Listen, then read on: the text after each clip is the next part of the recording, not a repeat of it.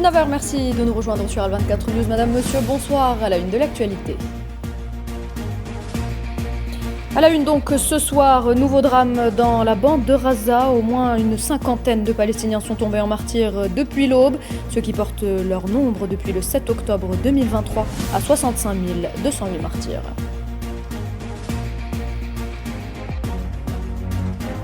Ahmed Attaf à New York pour prendre part à la 80e session de l'Assemblée générale des Nations Unies, un rendez-vous en marge duquel le chef de la diplomatie algérienne a signé l'accord des Nations Unies pour la protection de la biodiversité marine en haute mer.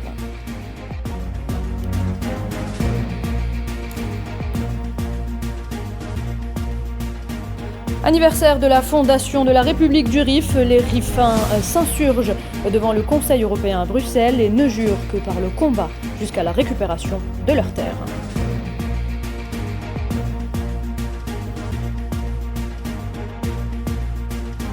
La Russie nie avoir violé l'espace aérien estonien et assure que ses avions ont volé en stricte conformité avec les règles internationales.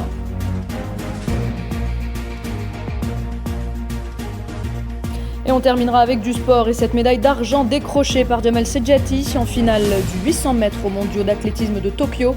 L'athlète algérien s'est hissé sur le podium avec un temps d'1 minute 41 secondes et 90 centièmes. Djamel Sedjati qui a d'ailleurs été félicité par le président de la République, Abdelmadjid Tebboune.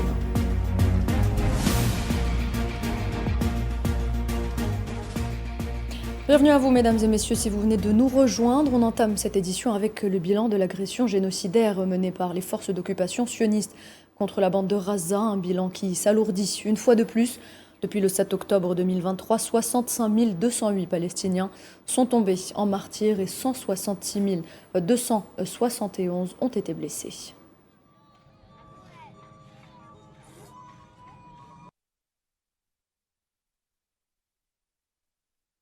Au moins une cinquantaine de Palestiniens sont tombés en martyrs depuis l'aube dans différentes régions de l'enclave palestinienne à la suite de bombardements et de frappes menées par l'occupation sioniste. 38 martyrs rien que dans la ville de Gaza. Selon des sources médicales, le nombre de martyrs de la frappe ayant visé la maison de la famille Al-Jamala dans le quartier At-Toufah est monté à 9 victimes, pour la plupart des enfants.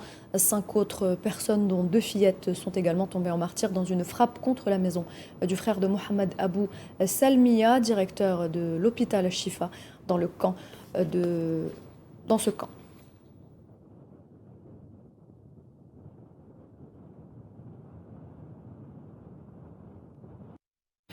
Depuis le 5 septembre dernier, les forces sionistes ont entamé la destruction des tours d'habitation du centre de l'enclave palestinienne, des tours qui, même endommagées, servaient de refuge à des milliers de familles palestiniennes qui se voient aujourd'hui obligées de céder aux ordres d'évacuation sionistes, des déplacements forcés destinés à chasser définitivement les Palestiniens de leurs terres, comme nous l'explique Souhila Akilal. Une opération de destruction massive d'une ampleur jamais égalée. La cible, les carcasses des tours d'habitation encore debout à Gaza. L'enclave palestinienne, ou ce qu'il en reste du moins, est en train d'être rasée à coups de missiles sous les yeux des Gazaouis qui voient leur vie partir en fumée. Shadi Al-Rayes était employé de banque. Le génocide sioniste l'a obligé à fuir avec sa famille, laissant derrière lui les souvenirs d'une vie. L'appartement qu'il a acheté et payé durant 10 ans à la sueur de son dur labeur a été l'instant d'une frappe sioniste réduit en cendres. Cette tour représente pour moi un parcours de vie. La maison a été détruite alors que je me suis installé dans une tente du camp de Deir el-Balah. La tour était bondée de déplacés. Les occupants ont dû fuir, certains pieds nus, certains n'ont pas pu apporter leurs papiers officiels, ni même leurs vêtements. Cette campagne de destruction massive ne fait que conforter les Palestiniens dans leur forte conviction qu'ils clament haut et fort depuis 2 ans maintenant. Celle que l'entité sioniste vise à expulser définitivement la population de Gaza. D'ailleurs, les tracts d'ordre d'évacuation ont continué à être largués ce samedi sur le centre de l'enclave, des tracts sur lesquels on pouvait lire clairement l'ordre de partir vers le sud. Voici les avertissements d'aujourd'hui. Allez au sud, mais pour aller dans le sud, les gens ont besoin d'argent pour aller dans le sud. Personne n'a d'argent, il n'y a pas de travail. Les craintes des Palestiniens sans fondé avérées. Un point de vue que partage d'ailleurs le Haut Commissariat des Nations Unies aux droits de l'homme, qui par le biais de son porte-parole a déclaré, je cite, qu'une telle tentative délibérée de relocalisation de la population équivaudrait à un nettoyage ethnique. Le secrétaire général des Nations Unies, Antonio Guterres, a affirmé que le monde ne devait pas craindre les réactions de l'entité sioniste alors que celle-ci poursuit son génocide dans la bande de Gaza et cherche à annexer progressivement la Cisjordanie. Dans une interview accordée à l'agence France Presse avant la tenue des réunions annuelles de l'Assemblée générale des Nations Unies qui seront dominées par le génocide à Gaza, Guterres a estimé que la reconnaissance de l'État de Palestine, que plusieurs pays ont l'intention de faire lundi, est, je cite, un symbole extrêmement important et que la seule solution possible au conflit est la solution à deux États avec la création d'un État palestinien vivant en paix aux côtés d'Israël. We are facing a global crisis. Nous ne devons pas craindre les représailles car nous agissons ou non, ces mesures se poursuivront. Il y a au moins une chance de mobiliser la communauté internationale afin qu'elle fasse pression pour empêcher cela. Le gouvernement israélien poursuit ses actions dans le but de détruire complètement Gaza et d'annexer progressivement la Cisjordanie, quelle que soit l'excuse utilisée par Israël pour justifier sa politique dans les territoires palestiniens ou contre les capitales qui déclarent leur soutien à un État palestinien. Il y a une action continue, étape par étape, menée par le gouvernement israélien pour empêcher les Palestiniens d'avoir un État. Quelle est l'alternative? Une solution à un seul État dans lequel les Palestiniens seraient expulsés ou soumis à l'occupation, à la soumission et à la discrimination sans aucun droit sur la terre? Cela est tout à fait inacceptable au XXIe siècle. Guterres a qualifié la situation au sein de l'enclave palestinienne d'inacceptable sur le plan moral, mais aussi politique et juridique. La pire situation depuis son accession au poste de secrétaire général des Nations Unies, a-t-il déclaré. The suffering of the Sudanese people is horrible. La situation à Gaza est la pire que j'ai vue depuis que j'ai pris mes fonctions en tant que secrétaire général et peut-être même depuis que je suis né. La souffrance du peuple palestinien est indescriptible. Il y a la famine et un manque total de soins de santé efficaces. Les civils vivent sans abri adéquat dans des zones extrêmement surpeuplées où les maladies peuvent se propager. Je suis fermement convaincu que cela est inacceptable sur les plans moral, politique et juridique.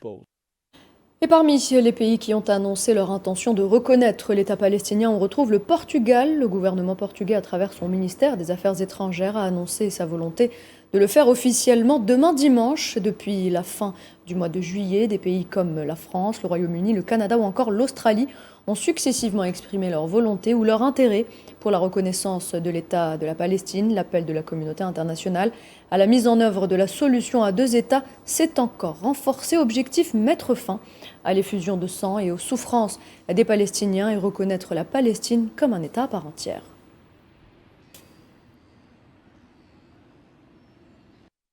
Et des militants du Parti communiste grec et de son mouvement de jeunesse ont organisé ce samedi une action coup de poing en hissant des drapeaux géants de la Palestine sur la falaise de l'acropole d'Athènes, l'un des sites touristiques les plus visités du monde. Les banderoles en grec et en anglais portaient des messages comme « Arrêter le génocide, non à la coopération avec l'État d'Israël meurtrier, libérer la Palestine ».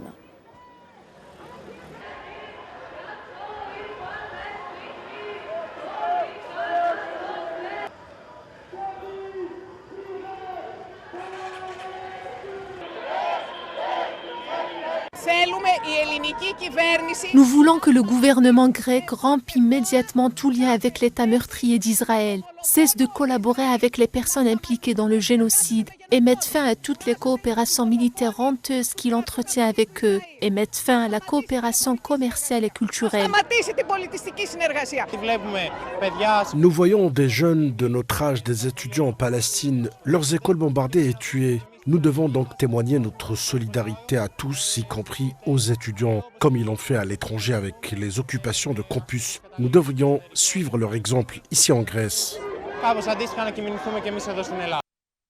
Dans l'actualité également, le président iranien Massoud Pezeshkian a déclaré que les pays cherchant à réimposer des sanctions contre son pays bloquaient la voie à un accord nucléaire. Pezeshkian a condamné la décision du groupe E3, composé de la Grande-Bretagne, de la France et de l'Allemagne, de réimposer des sanctions contre Téhéran dans des propos diffusés à la télévision iranienne. Rappelons que le Conseil de sécurité des Nations Unies, composé de 15 membres, a choisi de ne pas lever définitivement les sanctions contre Téhéran vendredi, après que les 3 pays européens ont lancé le mois dernier un processus de 30 jours pour les réimposer, accusant ainsi Téhéran de ne pas respecter l'accord de 2015 avec les puissances mondiales visant à l'empêcher de développer une prétendue arme nucléaire.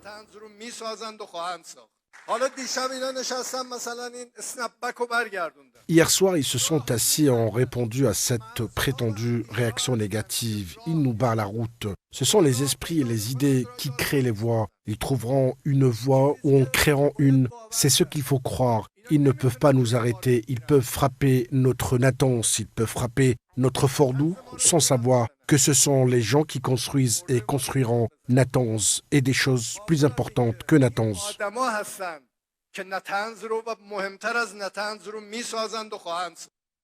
Le ministre d'État algérien, ministre des Affaires étrangères, Ahmed Attaf, est arrivé aux États-Unis à New York pour participer aux travaux du segment de haut niveau de la 80e session de l'Assemblée générale des Nations unies, placée sous le thème Mieux ensemble.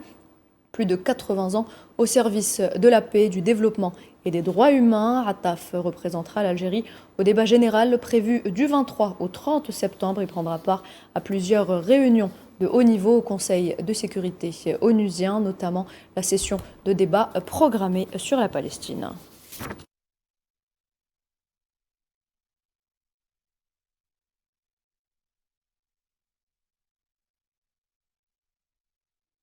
Et dans le sillage de sa visite à New York, le chef de la diplomatie algérienne a signé aujourd'hui au siège des Nations Unies l'accord des Nations Unies sur le droit de la mer, sur la conservation et l'exploitation de la biodiversité marine dans les zones en dehors du champ d'application de l'État national et son utilisation durable. Le sous-secrétaire général aux affaires juridiques et conseillère juridique auprès de l'Organisation des Nations Unies, Eleanor Hammarskjöld, a assisté également à la cérémonie de signature. Cet accord vise à promouvoir la protection de la biodiversité marine en haute mer et à assurer son utilisation de manière durable et appropriée dans l'intérêt de l'humanité tout entière.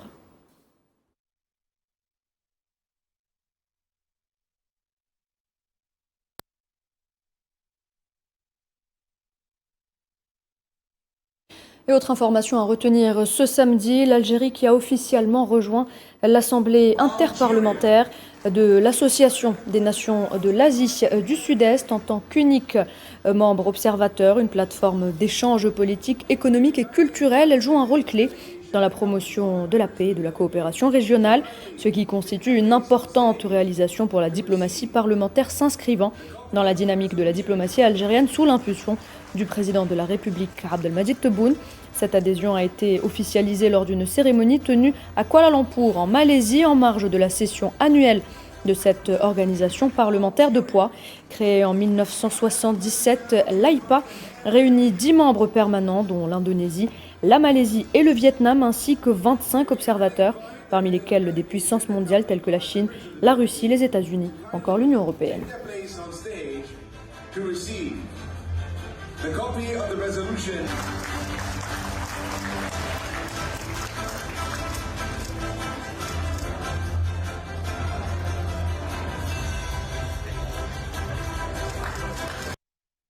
Quatre rapporteuses spéciales des Nations Unies ont envoyé une lettre ferme à l'ambassadeur du Royaume du Maroc en Suisse, exprimant leurs graves préoccupations face à la persécution continue des défenseurs des droits de l'homme sahraouis, en particulier le cas du prisonnier politique Hussein Bachir Ibrahim et de sa sœur, la militante Sakina Amadour.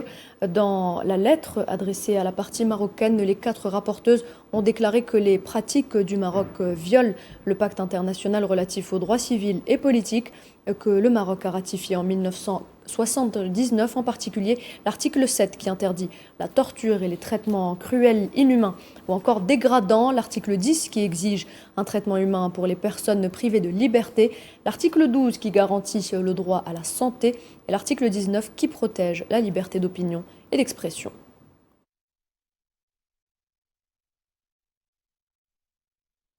Plus d'un siècle après sa naissance, la République du Rif continue d'habiter la mémoire collective. À Bruxelles, la diaspora s'est unie aux militants européens pour porter la cause rifaine sur la scène internationale. Commentaire Maria Chouyer.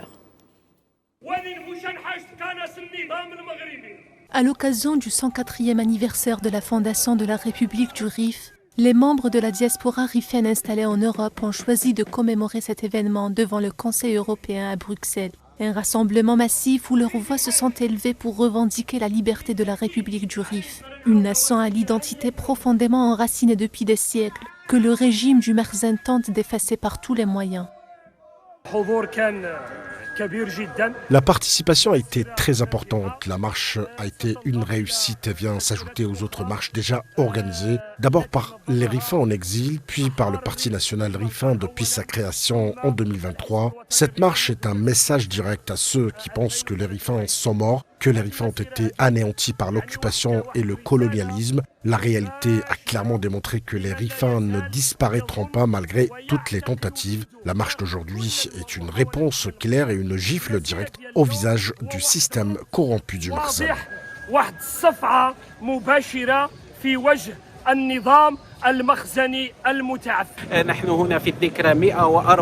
Nous sommes réunis aujourd'hui à l'occasion du 104e anniversaire de l'indépendance de la République du Rif qui appartient désormais à chaque Rifin et Rifaine, jeunes et moins jeunes. Même la société belge soutient désormais la cause rifaine, en particulier celle de la République du Rif. Les Rifins sont présents pour défendre cette cause à travers le Parti national Rifin. La cause est restée vivante. Il y a un point important que je souhaite souligner. Il faut mettre fin à l'accostage des navires sionistes dans la République du Rif. Le combat pour la liberté et l'indépendance de la République du Rif n'est pas porté uniquement par ses enfants. Il est désormais soutenu par des militants des droits humains et des activistes européens, convaincus du caractère juste de la cause rifaine et engagés pour son internationalisation dans les institutions européennes. Je suis ici à Bruxelles pour soutenir la population de la République du Rif. Nous aspirons à la liberté pour la République du Rif. Aujourd'hui, c'est le 104e anniversaire de la naissance de l'État rifin, mais malheureusement, le peuple ne peut plus retourner chez lui au Rif à cause de la dictature de Mohamed VI. C'est pour cela que je suis ici, à Bruxelles, pour défendre cette cause. Parce que cette cause est avant tout une histoire de sacrifice. Face aux violations perpétrées par l'occupation marocaine contre les Rifins et leurs terres, la marche de Bruxelles a aussi été l'occasion d'exiger que le Merzen rende des comptes pour ses crimes à l'encontre du peuple rifin.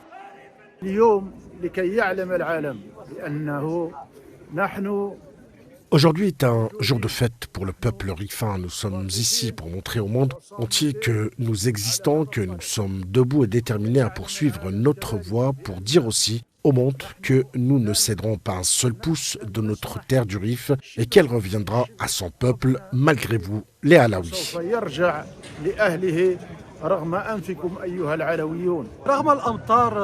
Malgré la pluie et le temps instable, nous, en tant que diaspora rifaine établie ici en Belgique, dans la capitale Bruxelles, souhaitons rendre hommage à tout le peuple rifin à l'occasion de l'anniversaire de l'indépendance du Rif et de la journée nationale du Rif, et aussi afin de transmettre un message clair à la mafia alaouite, les colonisateurs marocains. Nous affirmons que nous allons reprendre notre terre. Nous sommes résolus à internationaliser la cause afin que la question rifaine acquiert une véritable importance dans un avenir proche. L'internationalisation de la cause de la République du Rif et la transmission de la voix rifaine à l'opinion publique mondiale ne peuvent se faire que par une lutte pacifique, portée par un peuple dont l'unique aspiration reste la liberté et l'indépendance. Tout autre chose à présent, le ministère russe de la Défense a annoncé ce samedi que ses forces avaient pris le contrôle d'une nouvelle localité à Dnipro, dans l'est de l'Ukraine. Dans un communiqué sur le bilan de ces opérations, le ministère russe de la Défense a indiqué que des unités du groupe Est avaient continué à progresser dans les défenses des forces ukrainiennes et avaient pris le contrôle de la ville de Perey-Zovoï dans la région de Dnipropetrovsk.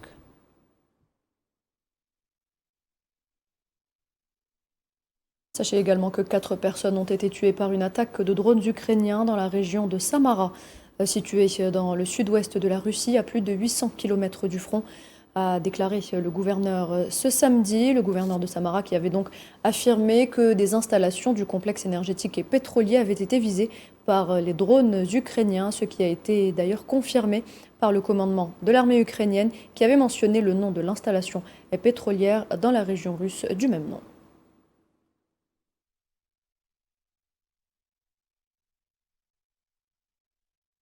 Et de son côté, le gouverneur de la région russe de Belgorod a annoncé la mort ce samedi d'un citoyen russe à la suite d'une attaque à la roquette ukrainienne contre des localités de la région. Dans un communiqué, le ministère a confirmé que les défenses aériennes russes avaient réussi à abattre 383 drones ukrainiens, la destruction aussi d'un dépôt de munitions et à cibler des sites de lancement de drones à longue portée, ainsi qu'un complexe industriel militaire participant au développement du système de missiles ukrainien Sapsan.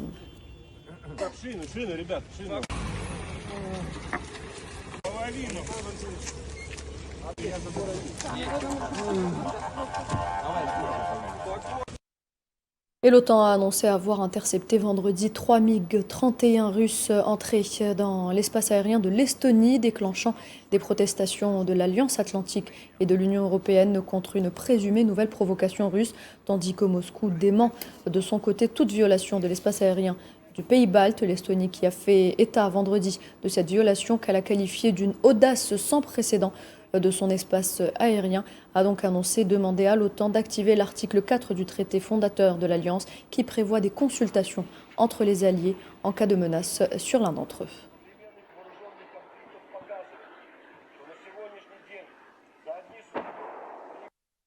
Et nous le disions en titre, Moscou a réfuté avoir violé l'espace aérien estonien et assure que ce 20 septembre, tous ses avions envolés en stricte conformité avec les règles internationales sans pénétrer le ciel estonien.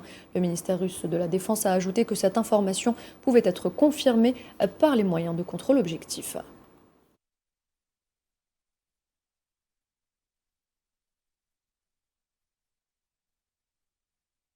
L'OTAN a publié d'ailleurs vendredi des images montrant des avions de chasse Rafale français déployés pour patrouiller dans le ciel polonais dans le cadre de la mission Sentinelle de l'Est de l'OTAN. L'OTAN qui affirme que la mission Sentinelle de l'Est a été lancée pour renforcer la défense du flanc oriental de l'Europe en réponse aux présumées incursions de drones russes dans l'espace aérien polonais. Des avions polonais alliés ont également été déployés tôt samedi pour assurer la sécurité de l'espace aérien polonais.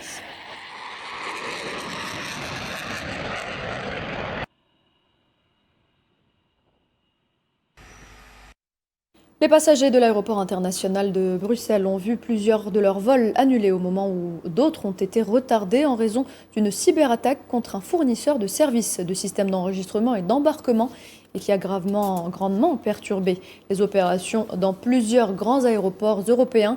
La porte-parole de l'aéroport a indiqué que l'enregistrement et l'embarquement se faisaient manuellement jusqu'à ce qu'une solution soit trouvée. RTX, la société mère de Collins Aerospace, dit expliquer ces perturbations. Un de nos prestataires externes qui nous fournit un système pour l'enregistrement et l'embarquement des passagers a été touché hier soir par une cyberattaque. Ça impacte Brussels Airport mais aussi d'autres aéroports européens. Ce qu'on voit, c'est que ce matin, il n'y a pas encore eu de solution. Donc, très concrètement, ça signifie que l'embarquement et l'enregistrement des passagers se fait de façon manuelle. Donc, ça prend plus de temps. Et c'est la raison pour laquelle certains vols sont annulés ou retardés ce matin. La situation, c'est qu'il y a 10 vols qui ont été annulés. Et au niveau des vols retardés, on a 17 vols qui, actuellement, ont plus d'une heure de retard. Et un mot de sport pour parler de cette médaille d'argent décrochée aujourd'hui par l'athlète algérien Djamel Sedjati en finale du 800 mètres des mondiaux d'athlétisme 2025 qui se déroule à Tokyo au Japon. Sedjati a pris la deuxième place avec un temps de 1 minute 41 secondes et 90 centièmes derrière le champion olympique, le Kenyan Emmanuel Wanyoni, sacré champion du monde du 800 mètres avec 1 minute 41 secondes et 86 centièmes. Le champion du monde en titre, le Canadien Marco Arop, a complété le podium avec un temps estimé à 1 minute 41 secondes et 95 centièmes.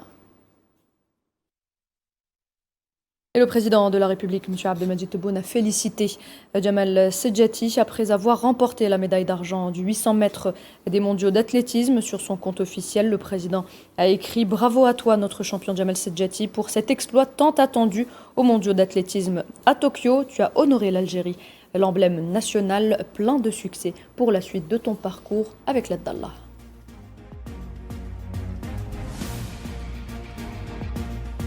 Cette information qu'on arrive à la fin de cette édition. Merci de l'avoir suivi. Très bonne soirée.